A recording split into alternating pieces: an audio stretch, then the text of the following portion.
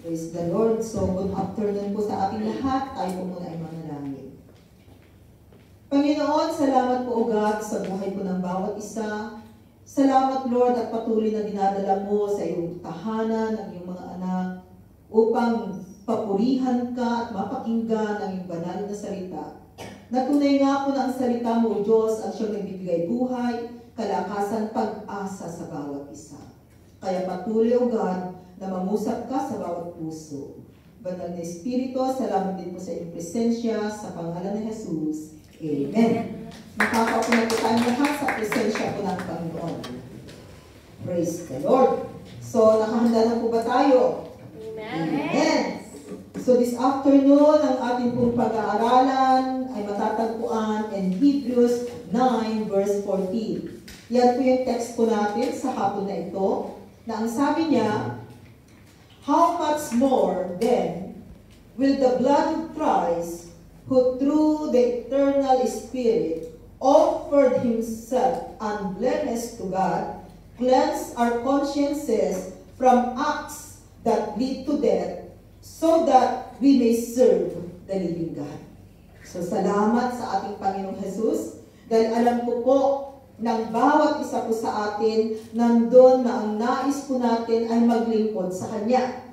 Nung tayo po ay nakakilala sa Panginoon, andun na sa buhay natin, gusto natin na mapagsilbihan siya, which is tama po itong sabi sa Kanyang banal na salita, na tunay po na inialay ng ating Panginoong Jesus ang Kanyang buhay, so that you and me, we will receive eternal life. Kaya ang bawat isa po sa atin na mananampalataya, pag sinasabi po natin na tinanggap natin si Jesus sa buhay natin, kapatid, you and me, we are called to serve the living God. So yan po yung ating pag-uusapan. Called to serve the living God. So ang bawat isa po sa atin ay tinawag ng Diyos na maglingkod sa Kanya. Salamat sa Panginoon dahil tunay ang Diyos na tumawag po sa bawat isa sa atin. At ang nais ng Panginoon ay paglingkuran po siya ng buong buo. So ang tanong, how to serve the living God? So there are three things na titingnan po natin dito. How to serve the living God? Number one is that it involves absolute obedience. Pag sinabi po nating absolute obedience, ibig sabihin total. Hindi po 50-50, no? Hindi po magiging compromiser, kundi absolute obedience. Total obedience po ang kailangan sa ating pong paninilbihan sa Panginoon. And Luke 6 verse 46, sabi po yan, why do you call me Lord, Lord, and do not do what I say? Yan. Oo nga naman. Actually, marami po. And minsan, sa mga mananampalataya, ito rin po yung parang question mark. No? Na sabi ni Lord sa bawat isa sa atin, tinatawag ninyo akong Diyos. Pero hindi naman ninyo sinusunod yung aking mga utos. Isn't it? Ang tanong, mahirap bang sundin ang utos ng Panginoon? O, true or false, mga DPC? Diba? Mahirap bang mag-obey? True or false? So, dito makikita po natin na tunay nga, marami, kaya no wonder. No wonder po na sinabi ng Panginoon, sinasabi ninyong Diyos, Diyos. Pero hindi naman kayo sumusunod sa akin. Kung tayo ang nakakilala sa Panginoon, meron pang mga ganitong mananampalataya. So, how much more yung walang salita ng Diyos sa kanilang buhay at hindi nila kilala ang Panginoon? Kaya di ba sabi din sa kanyang salita, kung yung mga anak ng Diyos nga, mahirap pa rin makarating sa kaharian ng Diyos, how much more ang mga hindi anak ng Diyos at wala sa loob ng presensya ng Panginoon. So malaking katanungan din yan, mga kapatid. John 14, verse 15. Okay, sabi niyo ulit yan. If you love me, you will obey what I command. O, tama nga. Kung mahal natin ang Diyos, nandun po na nag-u-obey tayo sa command ng Panginoon. Sabi nga natin, we are not perfect. Kasi sabi rin sa kanyang salita, you and me, we need to become perfect. So paano yan? Walang perfecto sa atin. Pati nagngangalan perfecto, hindi perfect, di ba? Pangalan lang yun. Pero actually, no one is perfect. No. Pero alam po ba ninyo kung paano po nagiging perfect ang isang believer, ang isang mananampalataya? Kaya no wonder, sabi ng Panginoon, we need to live by faith and not by sight anymore. So ibig sabihin, through faith, you and me, we will become perfect.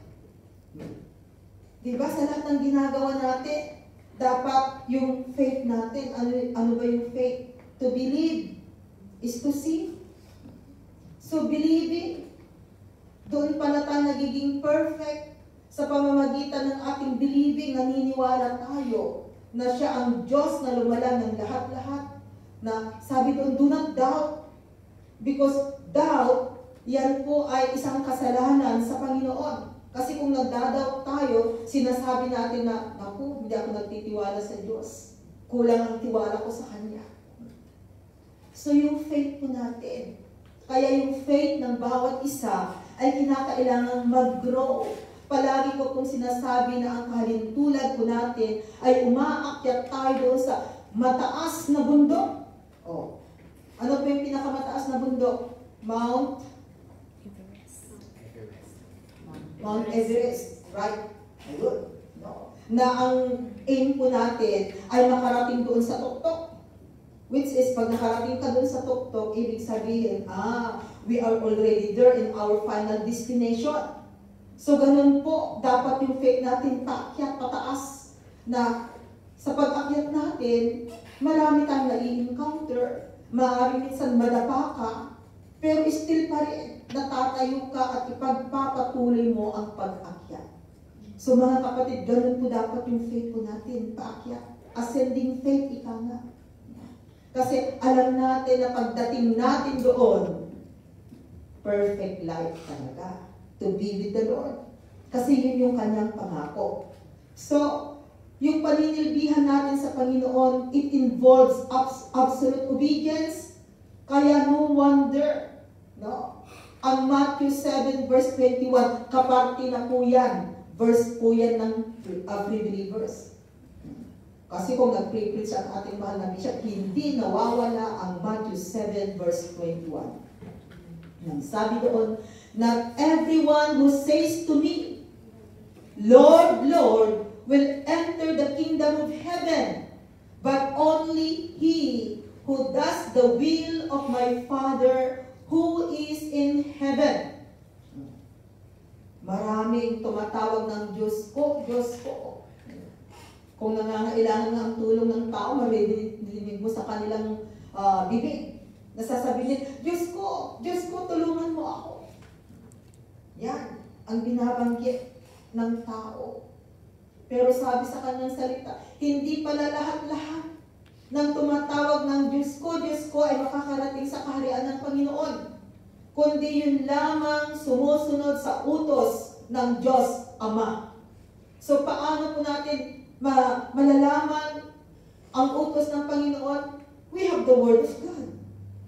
Kaya nga, tayo po ay nag-aaral ng kanyang salita because the Word of God will guide us. The Word of God will teach us. The Word of God, sasabihin po niya sa atin kung ano yung mga dapat nating gawin so that we can accomplish the will of God in our life. Kaya right now, di ba? It should be, Lord, it's your will, not my will anymore. Pero minsan nakikipag-agaw yung will natin. Isn't it? Lalo na pag yung gusto natin ay hindi masunod. Ayan. Parang, sandali. Nag-pray-pray na tayo, pero at the end of the day, Yun palang will din natin, yung gusto nating sundin. That's why the Word of God remind us. Kaya salamat kay Lord. Kaya tingnan po ninyo paulit-ulit ang salita ng Diyos. Kasi ang dali nating makalimot. Yang katabi mo, madaling makalimot yan. Mapapakinggan niya ngayon ang salita ng Panginoon, bukas makalawa, wala na naman. Kaya every time pala, sabi ni Lord, ay kaya kailangan pakinggan nila. Patuloy nilang pakinggan ang aking salita. Kasi ang tao ay malilimutin. Hindi lamang po yung mga matatanda ang nagiging ulyanin. Minsan pati ang mga mananampalataya. Paano po tayo nagiging ulyanin? Pag hindi natin sinusunod ang salita ng Diyos. Kasi napapakinggan natin, isn't it? Lalo na pag nakadikada ka na. Napakinggan mo na ang buong Biblia. Ilang beses mo nang nabasa ang buong Biblia. Isn't it? Pero tingnan po ninyo, ang dali nating makalimot. Kaya kahit na everyday, the same verse, yung napapakinggan natin, hindi tayo nagsasawa actually. Sino sa inyo yung nagsasawa na, yan na naman ang verse. Napakinggan ko yan kahapon. Kahit na everyday, every time nabasahin mo, okay, ang dating. Pero kung pagkain sana, naku, sawa na ako. Palaging yan na lang ang aking kinakain. Kaya salamat dahil makikita po natin ang kapangyarihan ng salita ng Diyos. Na talagang makapangyarihan po ang kanyang salita. So, in order to serve the living God, it involves absolute obedience. Number 2. Number 2 is that it involves absolute humility. Pagiging mababang loob. Yan, humility. Kaya nga there is a time na ang itinuro ko, pride is the essence of sin. Which is, pride. Pag essence of sin, ibig sabihin pala, talagang nandyan na may kasalanan. Kasalanan po yung pagiging mapagmataas. So, ang paninilbihan sa Panginoon, it involves absolute humility. Na minsan natetesting po tayo dito, lalo na pag nasasaktan tayo, di ba? Ang alam natin, humble na tayo. Pero pag nasaktan yung ego natin, because all of us, may kanya-kanya tayong ego, pag nasaktan yan, nag-aaray. Pero yun pala talagang sa paninilbihan sa Panginoon, it involves absolute humility. And 1 Peter 5:5-6, sabi po sa kanyang banal na salita, young men, mga bata pa naman tayo dito. In the same way, be submissive to those who are older. Tingnan mo yung katabi mo kung mas matanda sa'yo. Ate mo ba yan? Kuya mo ba yan? Kaya no wonder pala, buti na lamang tayo mga Pilipino, talagang andun na magalang nila. Pag nakakatanda sa atin, opo, may po at may opo. Mahilig tayo sa gulay na upo. Po, opo, yan, talagang andun yung paggalang natin. Subukan mong tawagin si Lola mo ng kanyang pangalan. Ay, nako. Pero tingnan ninyo ang ibang lahi. Kahit na ang tanda-tanda, sasabihin lang nila sa lolo, oy, Juan! Diba? Yan. Tinatawag sa pangalan, pero tayo hindi sanay. Pag once na, kahit nga hindi natin kaano-ano yung isang tao, pag alam natin na mas matanda kaysa sa atin, andun po yung respeto natin. Tinatawag natin ang opo, lalo na ang mga katagalugan. Masyadong marespeto. Kahit na bata, sasabihin, oo ate, oo kuya. Kasi yun yung tawagan as a sign of respect. Hindi ibig sabihin pag sinabing kuya, bata ka. Pambihira naman to, mas matanda naman. Nagpukuya sa akin. Kasi minsan ganun yung kanilang way of pagrespeto. Kahit na mas bata, uy ate, sandali inaate ka nila. Pag hindi ka sanay, pambihira naman ito. So sabi diyan, in the same way, be submissive to those who are older. All of you, para sa ating lahat, bata ka man o matanda ka, all of you, clothe yourselves with humility toward one another. Because God opposes the proud, but gives grace to the humble. Yan. What is grace? Grace means unmerited favor. O tingnan po ninyo, pag humble pala tayo, sabi diyan, ang ibinibigay ni Lord is unlimited favor. Pag sinabing unlimited favor, yun bang hindi mo deserve yung isang bagay, but God give it to you. Actually, yan po yung ginagawa ng Panginoon. That's why, because of His grace, kasi kung wala pong grasya ng Panginoon, ay wala no. Baka matagal na po tayong wala sa mundong ito. But because of the grace of God, hindi deserve ng tao, but God always give. And this is the favor, the grace of the Lord. And we are now living in the area of grace, in the period of grace. Kaya salamat sa Panginoon because of the Lord Jesus Christ. So sabi diyan, it involves absolute humility. Kaya magpa-humble, mababang loob lamang po tayo mga kapatid. Yung bang minsan gusto mo nang talagang pakulan, sandali, control. Kaya nga, salamat sa bunga ng banal na Espiritu. Dahil kung i-apply natin yung fruit of the Holy Spirit, ay talagang magiging humble tayo. Kasi andun yung self-control. Hindi lamang po absolute humility. Number 3, it involves absolute loyalty. Katapatan. God is faithful, although sometimes we are unfaithful to Him. But God remain faithful. Pero hinahanap din pala ni Lord ang absolute loyalty. Absolute loyalty.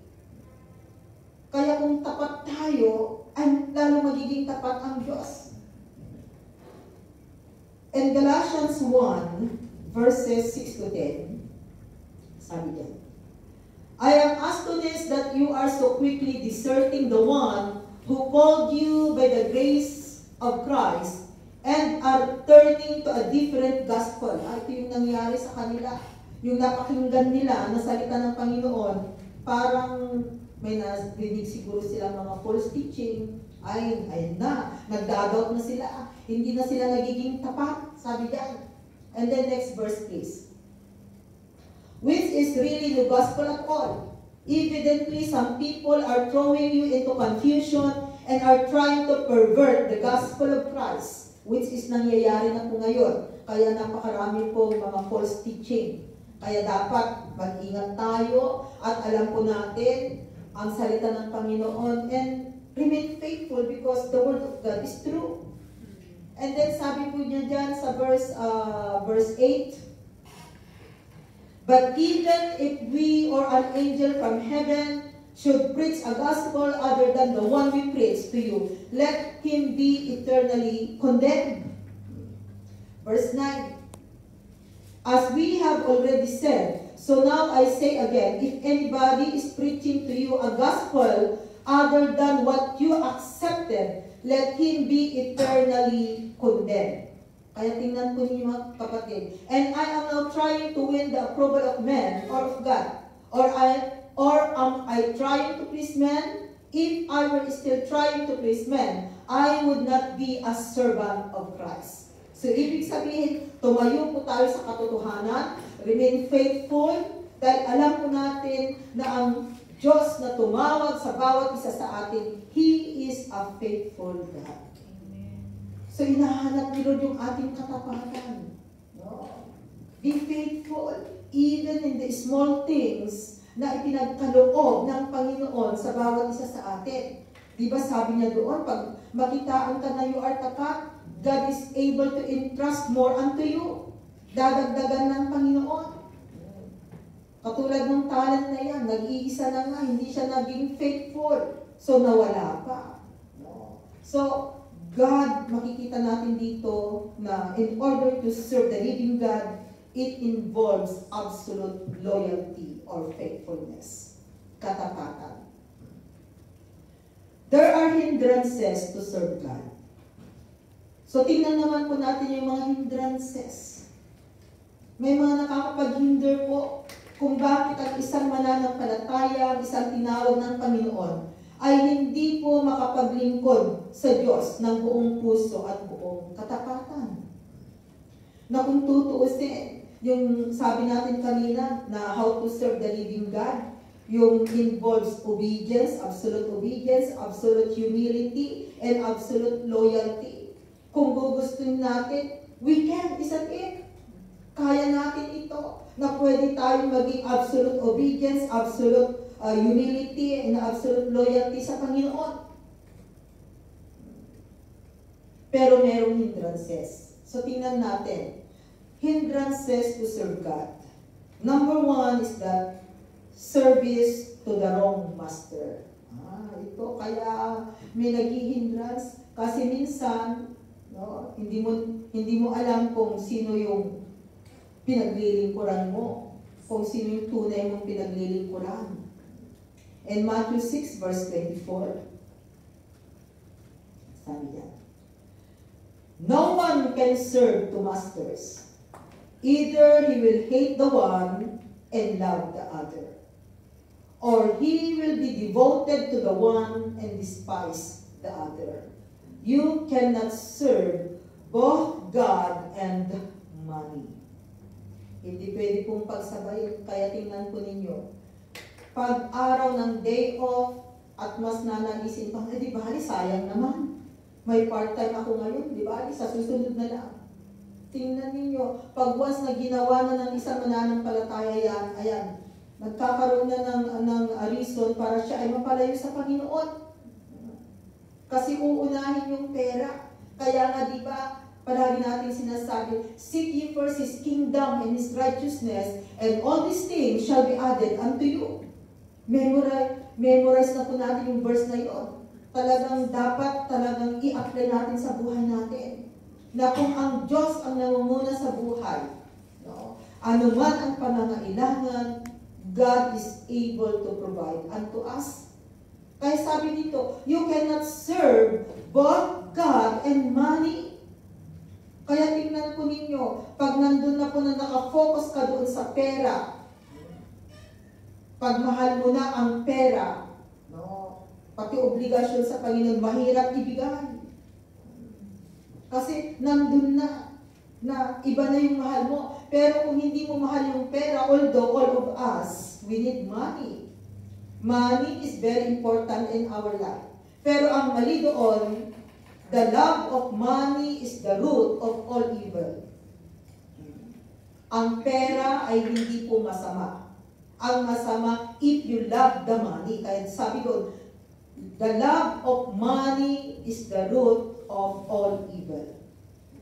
Kasi meron yung nagsasabi, sabi niya sa kanyang salita, pera, yan yung root of evil. O, sandali. Tinanggal nila yung word na love. Kaya yun nga ang hindi dapat mahalin. Although sinasabi natin na being a believers, we need to apply love in every areas of our life. But there are things na hindi natin pwedeng mahalin sa mundo ito. Isa ay ang tinatawag na money.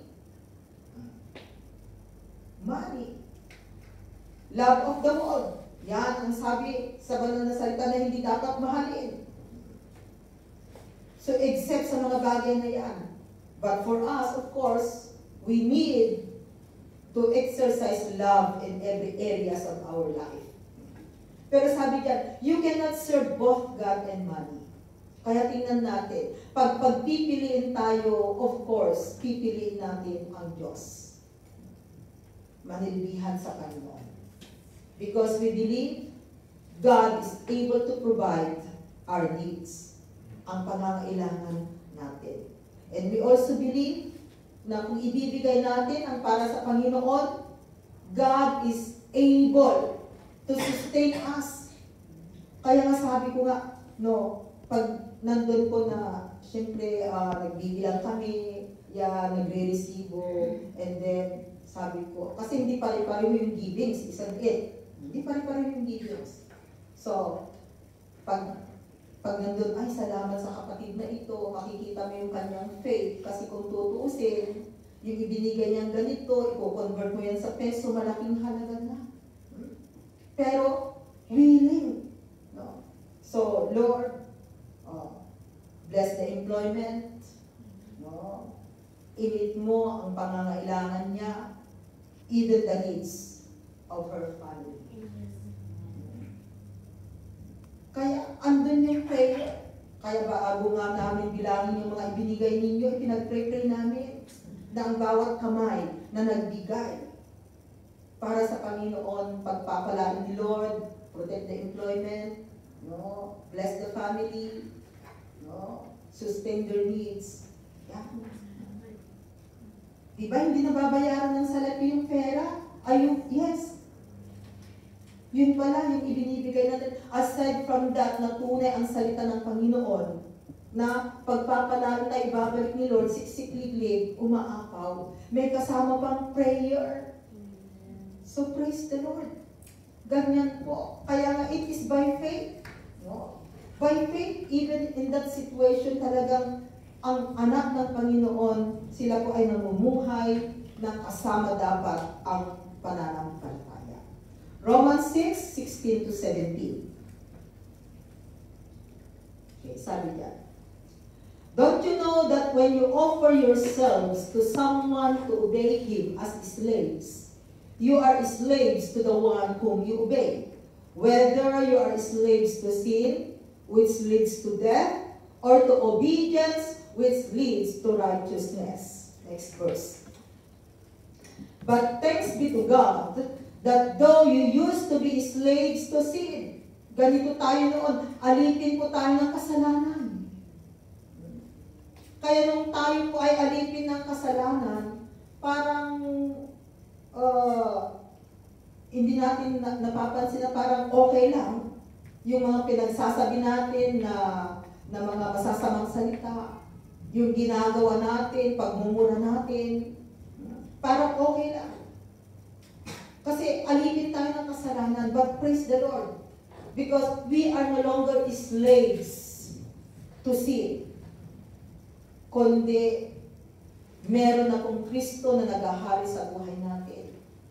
Meron ng Espiritu ng Panginoon na nasa atin. Sabi niya, you used to be slaves to sin, you wholeheartedly obeyed the form of teaching to which you were entrusted. So, salamat sa salita ng Panginoon. Dahil kung wala ang salita ng Diyos na ating napapakinggan, kapatid, paano na lang kaya ang buhay natin? Paano na lang kaya yung sitwasyon natin? Kasi ako, iniisip ko, paano na lang kaya kung hindi ako lubusang nakakilala sa Panginoon? Although mula pagkabata, kilala ko si Jesus. Pero hanggang doon lang. No? Pero nung napakinggan ang salita ng Panginoon, nabuksan ang spiritual na pangunawa. At kung tutuusin natin, ang buhay natin ngayon na hindi lamang po nakafocus sa natural life, but especially in our spiritual life. Because spiritual life, it is eternity. Ang natural life natin ay may hangganan, limited. Pero ang spiritual life ay unlimited. Kaya kung titingnan po natin, now ang status po ng bawat isa sa atin with regards to spiritual things, you are more than billionaire. Bakit billionaire?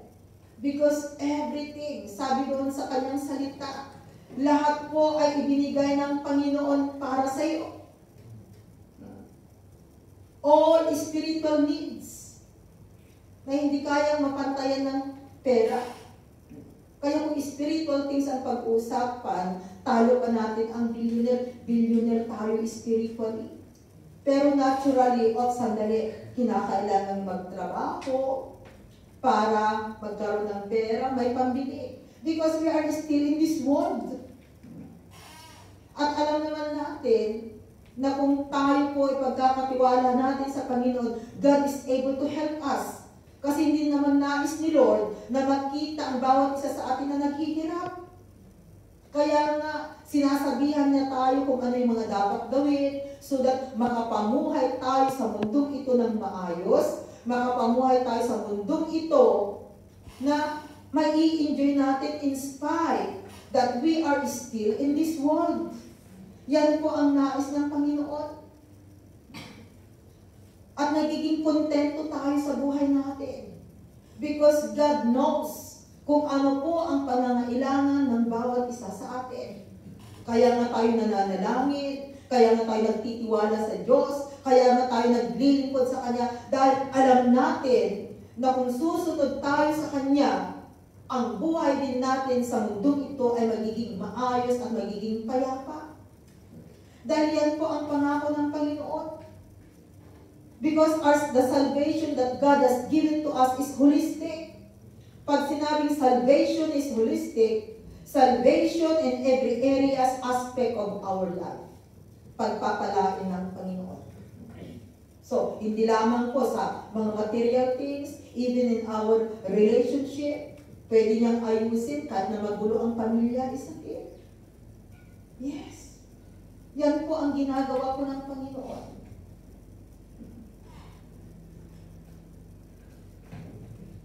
So, sabi natin dito, kaya po nagkakaroon po ng hindrance sa paninilbihan sa Panginoon kasi naninilbihan po sila sa maling master. Kaya piliin po natin, we are no longer slave to sin. But you and me, we are slave to righteousness. Another hindrance po is that placing limitation on our service.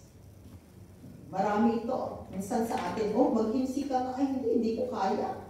Hindi para sa akin yan. No. Mag-lead ka nga, kapatid. Ay, hindi. Oops, sandali. Bawat isa po sa atin ay pwedeng gamitin ng Panginoon. There are gift talents that God has given unto us.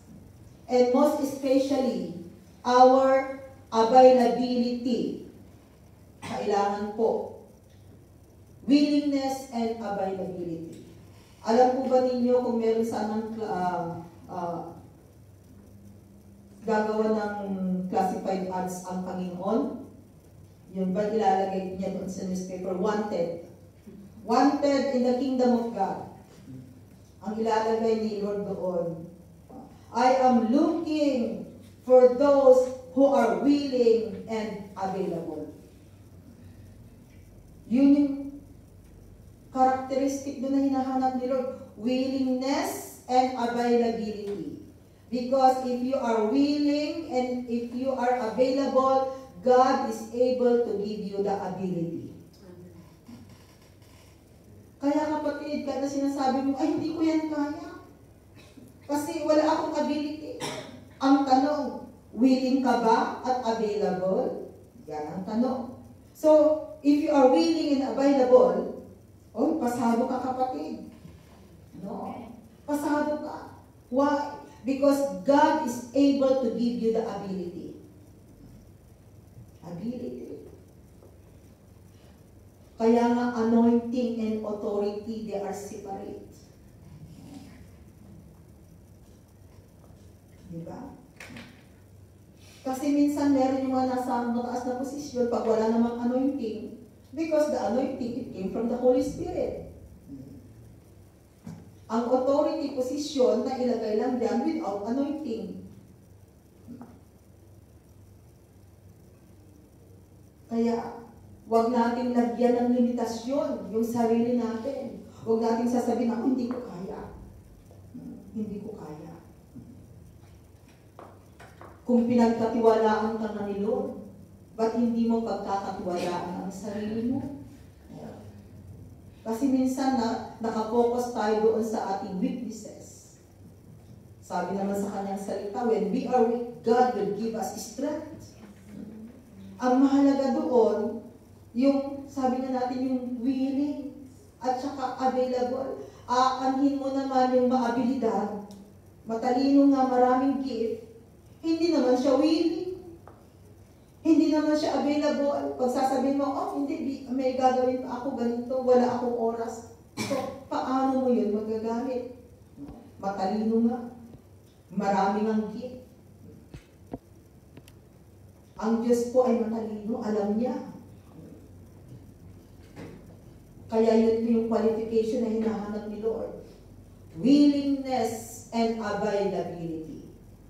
Pag nasa iyo ang willingness, nasa iyo ang availability, kapatid, God is able to give you the ability and God will use you mightily.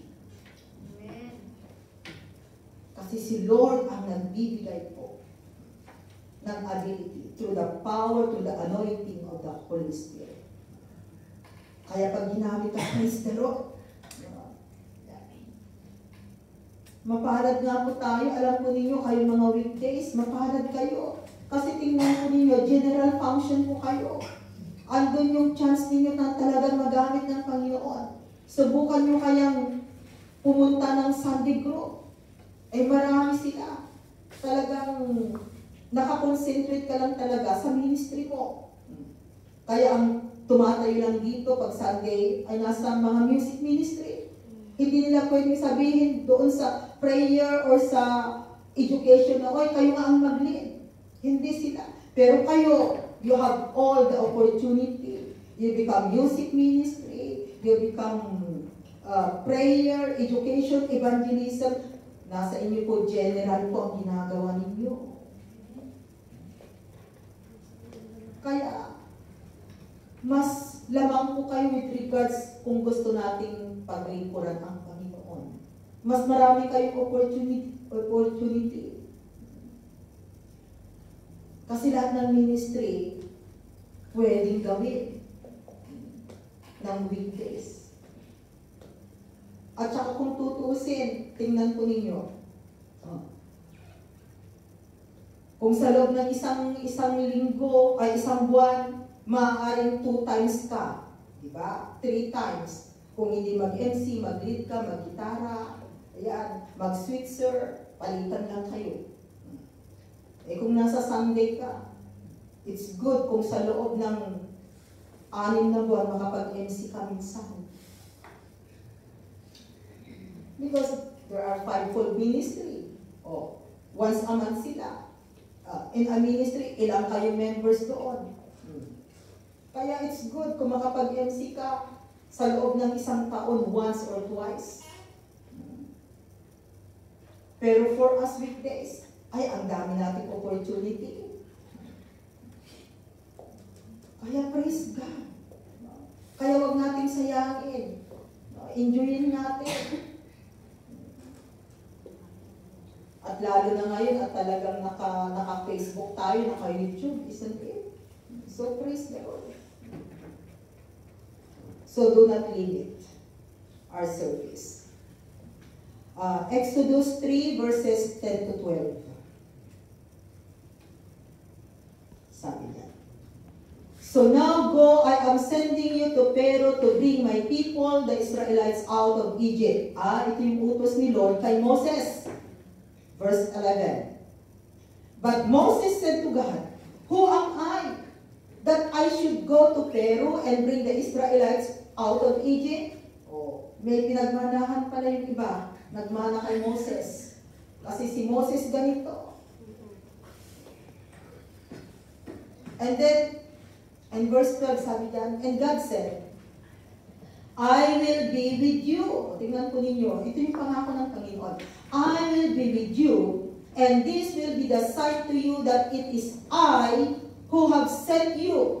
When you have brought the people out of Egypt, you will worship God on this mountain. Ang bait na ni Lord, nagbibigay nga siya ng sign, which is ang tao mahilig.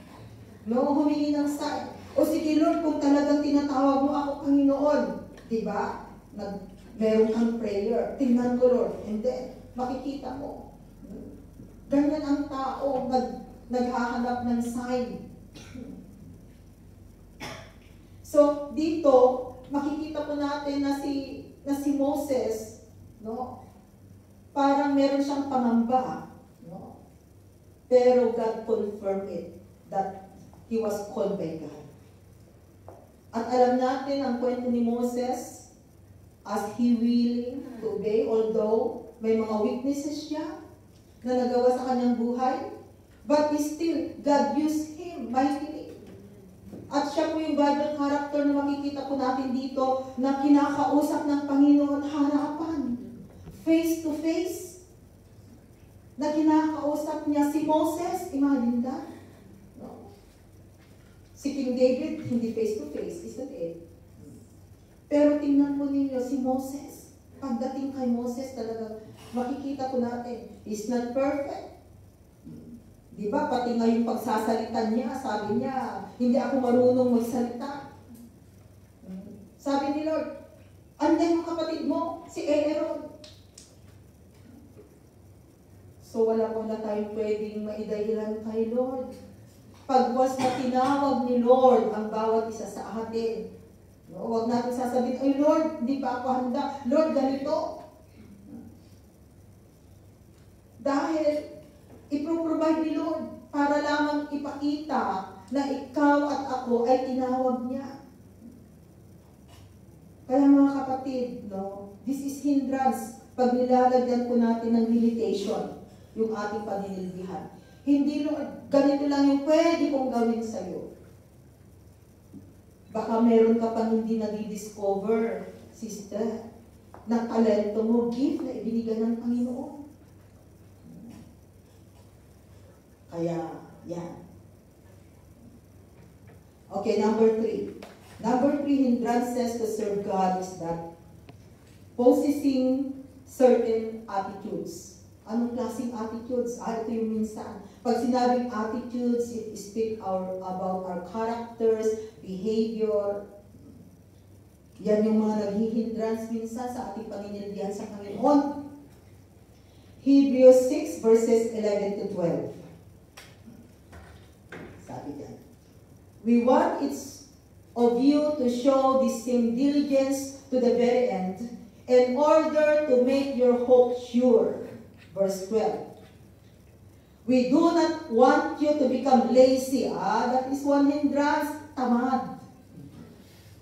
But to imitate those who through faith and patience inherit what has been promised.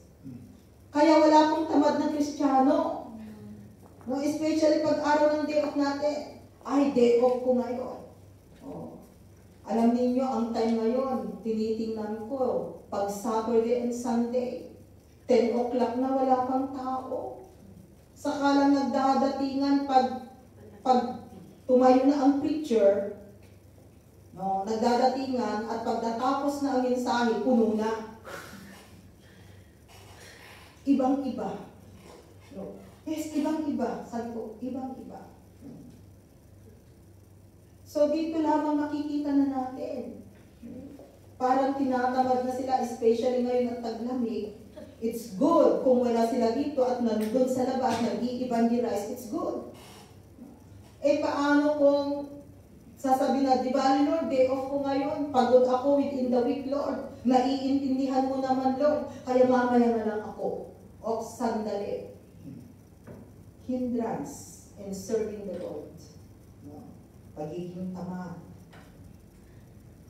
Kaya wag po tayong maging tamad. Pag alam nating day off natin, o dito mag-uumpisa na tayo, di ba? Mayroon tayong gym ministry ng 9 o'clock. Open na siya ng 9 o'clock. Pumunta kayo rito at magkape tayo before that. And then, 9 o'clock, may jail ministry. Kung wala man lang kayo pupuntahan din sa labas, you come early. This is one way. So katamaran, yan po ay hindrance sa ating paninilbihan sa Panginoon. Philippians 2 verses 3 to 4. Do nothing out of selfish ambition or vain conceit. Selfish ambition. But in humility, consider others better than yourselves. Talagang sinasabihan tayo na maging humble. Verse 4. Each of you should look not only to your own interest. Ayan, pag own interest mo, it is hindrance para tayo makapanilbihan sa Panginoon, but also to the interest of others. So dapat meron po tayong pakialam sa ating kapwa. Pero minsan tayo, wag mo akong pakialaman. Pakialamera ka. Diba? Pakikialaman natin ang buhay ng kapwa natin in a positive way. Pag nakikita natin na mali yung kanyang ginagawa, nandun ka, uy, kapatid, parang mali yata yan. At kung meron namang nagre-rebuke sa atin, nagtuturo, ay ganun ba? Salamat magpasalamat tayo, hindi yung galit ka rin. Yan yung mga ugali natin, hindrances yan sa ating paninilbihan sa Panginoon. Why not? Ay ganun ba? Ay salamat at sinabi mo para mabago ako. Di ba? Mas maganda yun. Kasi tingnan po ninyo, hindi po natin nakikita ang likod natin. Subukan mo nga tingnan yung likod mo. Sige, try it. See your back. Yung likuran mo mismo, yung likod mo, hindi yung nasa likuran mo, titingnan mo, yung likod mo. Kahit anong gawin mo, hindi mo makikita yung likod mo. Pero yung nasa likuran mo, kitang-kita niya ang likod mo. Sabi, di ba? Alam niyo kung anong ship yung likod niya, alam niyo kung saan na ba yung pinuntahan natin na nakita natin yung likod natin, kaya tayo tawanan. I don't sa Noah's Ark, right? Meron yung kwan doon na yung parang ginaganon natin. And then pupunta ka doon, hindi makikita mo yung shape ng likod mo. Ayan. Yes, hindi natin pwedeng makita. So in other words, ang kapwa natin, especially those na malapit sa atin, yung mga nakakasama natin, alam nila, kilala nila kung sino tayo, isn't it? Kaya kung meron silang mga comments sa atin, try to listen. Pakinggan natin. Pakinggan natin. Kasi nakikita nila So kung may mga dapat baguhin, hindi baguhin. At kung hindi ka naman ganon, so walang mawawala sa'yo. Ang tanong paano kung ganon ka at hindi ka magbago. So it is the hindrance ng ating paninilbihan sa Panginoon. Kaya yung ugali natin minsan maraming bumabagsak sa atin because of our characters. So we cannot serve God. Kaya sabi rito, not only in our own interest, but even the interest of others. Concern po tayo sa ating kapwa. 2 Corinthians 8:9. Sabi niya, for you know the grace of our Lord Jesus Christ, that though He was rich, yet for your sakes He became poor, so that you through His poverty might become rich. So, dito makikita po natin na tama kayo po supporting verse kong ito. But anyway, through the grace of God, sabi yan, that though He was rich, yet for your sake, He became poor. Our example is the Lord Jesus Christ. Yan na lang po ang kuhanin natin dyan. Which is, siya po yung example po natin. Kung ano po yung pinagdaanan ng ating Panginoong Jesus, kung ano yung na-experience niya nung siya ay nabubuhay sa mundong ito, na-i-experience din po natin. And the last verse natin dito sa number 3 is Acts 20 verse 19. Tignan na natin yan. I served the Lord with great humility and with tears, although I was severely tested by the plots of the Jews. So, the word humility. Kaya kailangan talaga humility po in order that we can serve the living God. Okay? So, the hindrances to serve God, service to the wrong master, placing limitations on our service, possessing certain attitudes. And our conclusion, Romans 12 verse 11. Sa Romans 12 verse 11, meron tayong anniversary celebration na ito yung team natin. Itong Romans 12 verse 11. Never be lacking in zeal, but keep your spiritual fervor serving the Lord. So never be lacking in zeal. Kaya mga kapatid, nandun na ano man yung sitwasyon, ano man yung nararanasan natin, ano man yung buhay natin, talagang andun pa rin yung sigasig natin. Andun pa rin na hindi natin hahayaan na tayo po ay ma-discourage, hindi natin mahayaan na tayo po ay ma-stress. Sabi mo dyan sa katabi mo, bawal ang ma-stress. Bawal ang ma-stress. Kundi, never be lacking in zeal, but keep your spiritual fervor serving the Lord. Na nandun po na ang nais natin, ang ambition natin, ang aim natin, ang purpose natin is to always serve the living God. Dahil hindi po nasasayang mga kapatid ang ating paninilbihan sa Panginoon. Hindi po siya nasasayang. Kaya let us enjoy kung ano po yung pwede natin gawin sa ating paninilbihan sa Panginoon. Do our best. Dahil hindi po nasasayang ang ating paninilbihan sa Panginoon. Salamat kay Lord. Dahil pinili po niya ang bawat isa sa atin. Tayo po yung binigyan ng pagkakataon, mga kapatid. Kaya wag nating sayangin ang pagkakatawag ni Kristo sa bawat isa sa atin. So having Christ in our life, remember, wag natin kalilimutan na ikaw at ako ay tinawag ni Lord na maglingkod sa Kanya. Kaya maglingkod po tayo sa Kanya, ialay po natin ang ating buhay dahil napakaganda po ang ibibigay, ang ipapalit ng Panginoon sa mga paninilbihan natin sa Kanya dahil tunay, hindi niya pababayaan ang mga tapat na naglilingkod sa Kanya. Amen. Panginoon, salamat o God sa iyong salita na minsan pa o Diyos, pinaalalahanan mo po kami o God. Lord, tinawag mo po kami o Diyos na maglingkod sa iyo.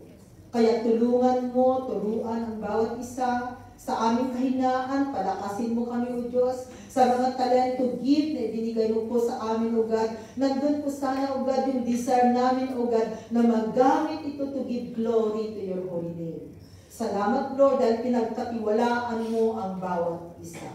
Kaya Panginoon, tulungan mo po kami, huwag mo po kami pababayaan, patuloy na hawakan mo ang buhay ng bawat isa. Salamat Lord at ibinabalik ko sa mataas na papuri sa pangalan ni Jesus. Amen. Galing po sa ating Diyos.